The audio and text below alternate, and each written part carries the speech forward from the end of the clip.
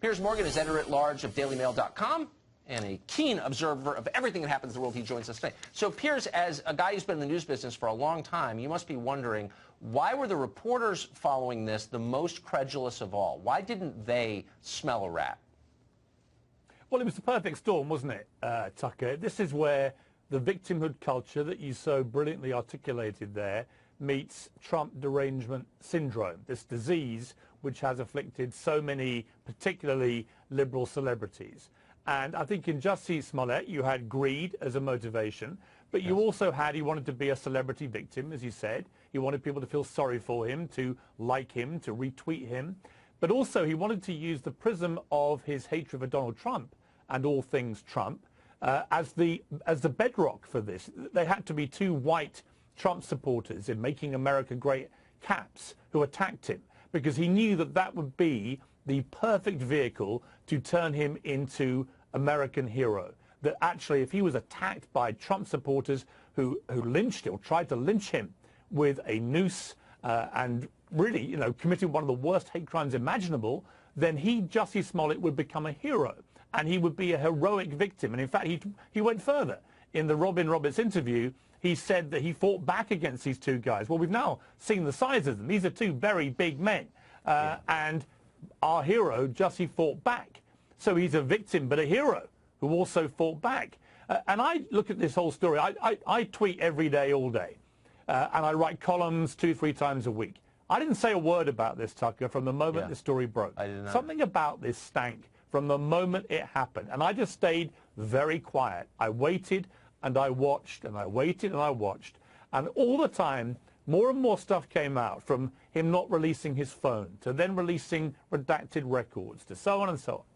And slowly but surely the real story built up. But this guy had completely invented the whole attack. He'd staged it. He'd roped in his friends to do this. And I'm sorry, but I've already seen on social media people starting to feel sorry for this guy. You know, we should cut him some slack. He's got mental health issues. That's always the first refuse of excuse for this kind of behavior. He's not mentally ill. He's greedy, and he's somebody who was craving attention. And a lot of the media, as I think is very apparent from this story, a lot of the mainstream media in America have gone so full-on anti-Trump that they were prepared to suspend all journalistic integrity and credibility in the way they reported this story by just believing every word this guy said. And they did it, Tucker, because we're now in a culture where my truth is perceived to be the truth. And it's not. Time and again now we see people where their truth, their idea of a truth, is a complete lie. Jussie Smollett claimed to have been effectively lynched. Everybody followed up with this. All the top Democrats were tweeting, Kamala Harris to Cory Booker. It was a lynching. You know, they were trying to lynch this guy. But it wasn't. The only thing that was lynched was the truth. That's right. And the press abetted it, the channel that you and I once worked at, among them. Piers Morgan, such a smart summation, as always. It's great to see you. Thank you very much. Good to see you. Smollett stated that he wanted them to appear to attack him. Defendant Smollett also stated he wanted the brothers to catch his attention by calling him an Empire F, Empire N. Defendant Smollett also included that he wanted Ola to place a rope around his neck, pour gasoline on him, and yell, "This is MAGA country." The Cook County Prosecutor's Office today laying out in detail all of Smollett's alleged wrongdoings.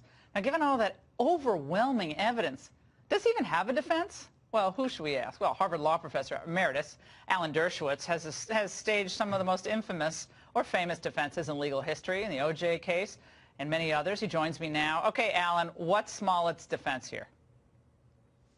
Well, his defense is that nobody ever gets prosecuted for making false reports. Tawana Brawley, remember back in the day, the people who defended her and created her fraud went free and went on to political and media careers.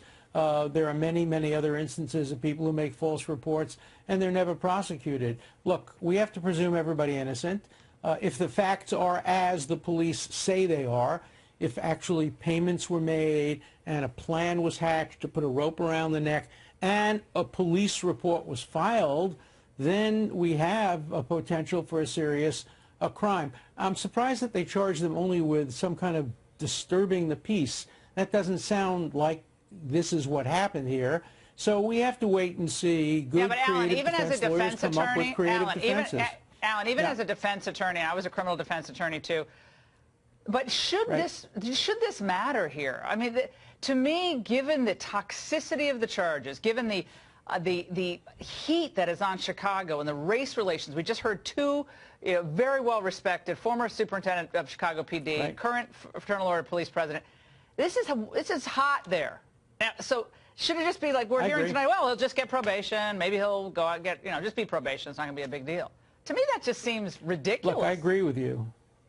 I agree with you. We have to look at the context. We have to look at the pressures on the city. And in the end, I do think a case like this, if the evidence is as overwhelming as it looks like it is, there'll probably be some kind of a plea bargain, some kind of a deal. He'll probably admit it and apologize and do some community service.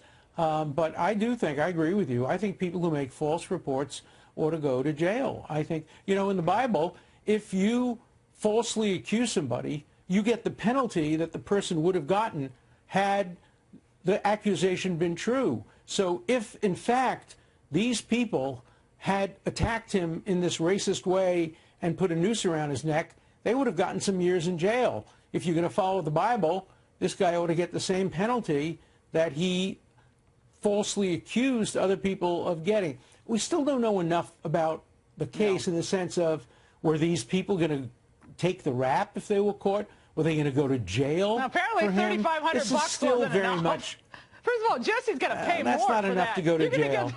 They're going to sing like canaries for just $3,500 bucks, and they get extra $500 when they came back. Yeah. I love that detail. Look, I think in general there ought to be a policy of prosecuting vigorously people who make false accusations. The defense attorneys deliberately tonight are all false accusations. Yeah, for they're money. saying tonight this is he's being framed. It's unfair.